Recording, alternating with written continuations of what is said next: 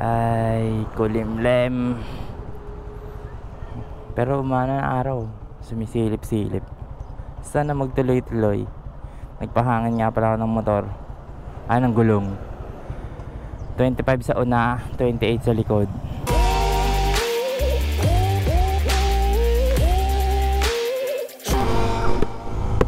Yo, kamusta kayo mga friends ko malalapit? Sana'y nasa mabuting kalagayan kayo ngayon tag-ulan. Pupunta na naman tayong Kalatagan. Dito na naman ang ating ruta. Let's go. Pedestrian first. Huwag kayo mauuta sa ating ruta. Dito lang tayo lagi. Yan yun pagka malapit na at tayo makakapunta rin ka kahit saan. Maliwanag doon sa Kanluran. Let's get on. Ano bang content natin ngayon? Sabihin ko na lang sa inyo kung ano yung mga bagay na hindi ko ginagawa dito sa aking motor. Diretso na agad tayo sa content. Wala na tayong paligoy-ligoy. Unang bagay na hindi ko ginagawa sa motor ko, hindi ko ipinapahiram kahit kanino. Madamot po ako sa motor. Pero kung negative thing ang pagiging madamot, para sa akin okay lang, kasi na-maintain ko naman ng maayos ang motor ko. Mapagbigay ka nga o mahilig kang magpahiram, ang motor mo naman hindi maayos ang kondisyon dahil sa mga manghihiram, okay lang maging madamot. Pinaghirapan ba yan eh. Pag pinagsikapan mo, huwag mo hahayaan na iba yung gumagamit. Although ipahiram mo rin naman kung kailangan. Gaya nito, ang gumagamit lang ng motor ko kaming dalawa ng tatay. Minsan nahihiram to ng tita, pero may Aerox na siya, so hindi niya na to kailangan. Dati may nanghihiram sa akin, hindi ko rin siya pinahiram basta-basta. Kasi syempre alam niyo naman, pagka alagang-alaga niyo ang motor niyo, ganun talaga. May maraming makakaintindi sa akin dito. Kaya yun yung una kong hindi ginagawa sa motor ko. Hindi ko siya pinagpapahiraman. Pangalawa, hindi ako nag-aangkas ng hindi ko jowa. Hanip na yan. Lang po, papagas lang ako. 200, 150 po. Anong gas? Premium po. Sticker ka po, sir? Wala po eh. Hindi pa po ulit nakakapagpagawa eh. Ano nga lang yun? Eto po. Android. Sticker? Wala pa po eh. Pag nakapagpagawa po, bibigyan ko kayo. Salamat po. Sayang wala tayong sticker. Nabigyan sana natin si kuya. Yo mga friends, pangalawa, hindi ako nag-aangkas ng hindi jowa, mapwera kamag-anak. Kasi pag nag-angkas ka na hindi mo jowa, kakaiba na yan mga friends. Baka maging sirain ang motor nyo. Sasabihin nyo, ay babe, ipapagawa ko muna. Yung pala hindi, nag-aangkas ka na pala nang hindi mo jowa. Yun, wag na wag mga friends. Ano pa ba?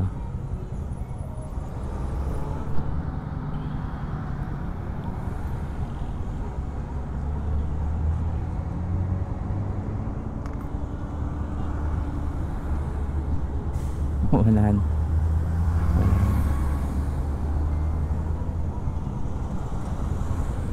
Nagbigay lang ako dun sa isa eh, lapit agad eh. Ang dami na ulit ganyan dito. Kayo, naaawa ba kayo sa kanila? Parang ang weird na nung ganun eh, no? Dati ang unti lang nila eh. Wala ba talaga silang opportunity kahit saan? Sana all.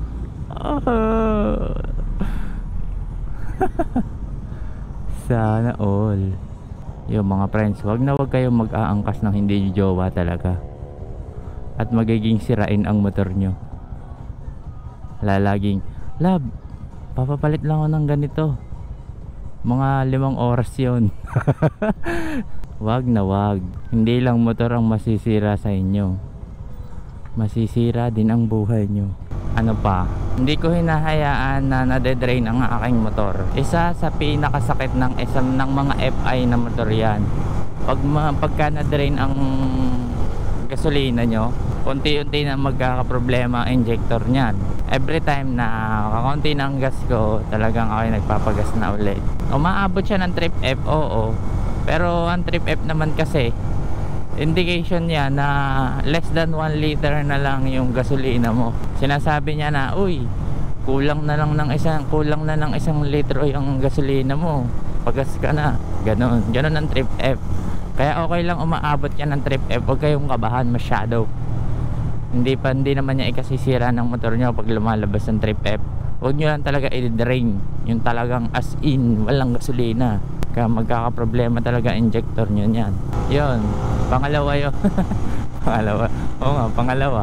Kasi yung pangalawa ko naman sinabi understandable na yun. Pangalawa yun, or yun sa mga bagay na hindi ko pala ginagawa sa motor ko. Hindi ko hinahayaang madrain ang aking gas.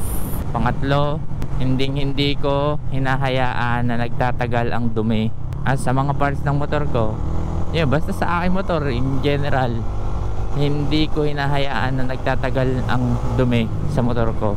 Mga 3 araw na putik ang motor ko, hindi, naku po, hindi aaray. Magtatagal siya 2 araw, okay lang. Pero pagka yung mga 3 araw na hindi na ako makakatiis, talagang bubuhusan ko yan, lilinisan ko yan ng kasulok-sulukan niya. Lalo na sa rear shock, nakaw. Yan, ang delikado sa mga dumi. Pag yan ay nasingitan ng mga buhangin na malalaki, yung mga buga na maliliit, ganon, nakaw, uumpisa na yan. Mag-uumpisa na yan magtagas. Kaya wag na wag. Tama ba itong dinadaanan ko?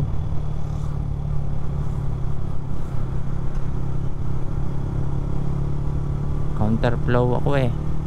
May cones eh. Yari ako dito.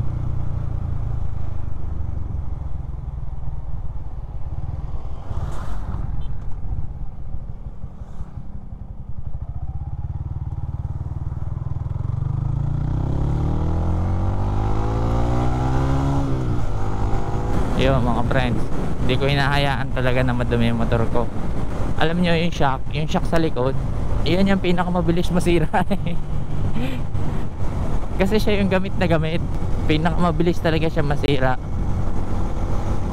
Tsaka yung ball race dito sa una, syempre nasa una naman talagang ball race. Yung ball race at tsaka shock sa likod, pinakamabilis masira. Lalo na nga ako, hindi mo palagi nililinis, hindi mo lagi maintenance, mabilis siya masira. Kaya nakapagpalit agad ako ng shock sa likod. Kasi tagas na yung yung stock. Bilis niya kasi masira. Pag napag-stayan lang siya ng dumi, yun nga yung mga buga na maliliit, tapos nabutas yung oil seal ng motor, ng shock mo, wala na, tagas na yung boss.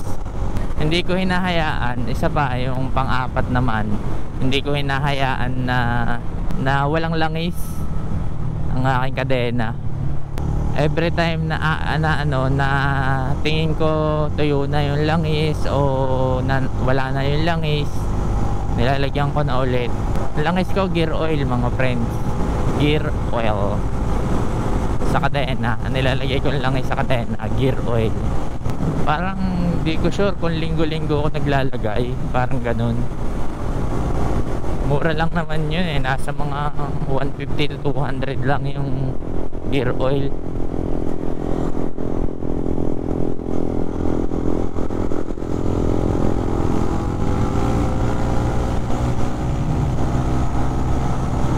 Kaya okay lang na maglinggo-linggo ko nang lagay. Siguro yung gear oil ko may 3 months na siguro yun, hindi pa ubos sa kadena, hindi pa siya ubos hanggang ngayon.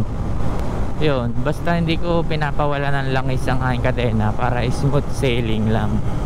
Syempre, isa pa sa mga hindi ko ginagawa sa motor ko, isa sa pinakamahalagang bagay, Hindi ko pinapaabot ng 2.5 ang langis ko. Pagka mga 1.5 na pataas hanggang 2K, talaga nagpapalit na ako ng langis. Hindi ko siya pinapaabot ng 2.5, ng 3K, hindi. Talagang kailangan pagka pagka mga 1.5 na, talagang pagpapalit na ako. Hindi ko kayang tiisin. Hindi ko kayang tiisin. Kahit ang mahal niya, diba? Ang mahal ng langis, mahal nga ng langis na ginagamit ko eh, Shell Advance eh. Pero hindi ko iniinda. Mahalaga ang maintenance ko, motor ko. Yan ang mahalaga. Okay lang magastusan sa langis. Wag lang sa change all. Kaya hindi ko hinahayaan na lumalampas ang langis ko sa 2,000, 2.5 gano'n. Minsan lumalabis siya sa 1.5, nagiging 1.7, 1.6, 1.8 ganyan. Pero hindi siya lalabis ng 2,000.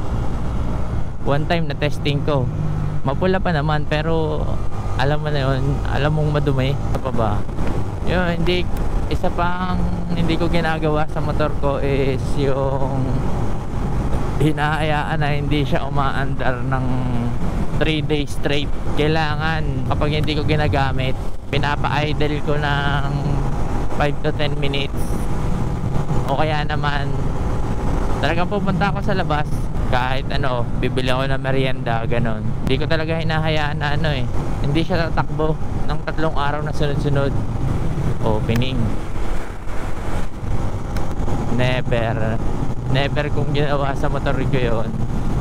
Minsan nga kahit may sakit ako kunyari may sakit ako, 2 araw ko may sakit, sa 3 araw pag nakaka-recover na ako, binubuhay ko talaga ang motor ko. Ewan ko, hindi ko matiis na hindi siya bubuhayin. Yun, kaya tumagal ng ganito yung motor ko na maayos pa. Yun lang naman mga friends ang aking ang aking mga bagay na hindi ko ginagawa sa motor ko. At kita nyo naman ang kondisyon ng aking motor, kahit hindi siya perfect na parang bagong-bago pa din alam mong may alam mong hindi ganun kalaspag. Ilang odo na ba to? Hindi ko lang kung ilang odo na to 28,000 odo na pala to. 28,700, magto 29 na rin pala grabe yeah mga friends, kung okay sa inyo yung ganitong kondisyon ng motor, yun, gayahin nyo lang yung mga sinabi ko na yung mga hindi ko ginagawa sa motor ko. Madali lang naman siya, talagang kung masipag ka, ganon, madali lang siyang gawin. So yun lang mga friends, maraming salamat sa pag-aabang ng ating mga vlogs. Kahit hindi tayo regularly nakakapag-upload, na gaya nga ng sabi ko na nakaraan, nagluluko kasi ang mic ko, audio ko, kaya hindi agad tayo nakakapag-upload. So ngayon, tapos hindi pa nga din tayo nakakapaggala, ganyan, kaya hindi tayo nakakapag-vlog. So ngayon nakapag-vlog tayo. Uminit na. Napansin, uminit na. So yun lang mga friends, maraming salamat. At mag-iingat kayo palagi. Maraming salamat sa pagtambay. At kung nagustuhan mo tong content na to, huwag mo na lang din kalimutang mag-subscribe. So yun lang mga friends, maraming salamat. At may konti lang ulit akong paalala na mag-iinay kasi may naghihintay sa ating bahay. In English, don't drink and drive. Peace, yeah.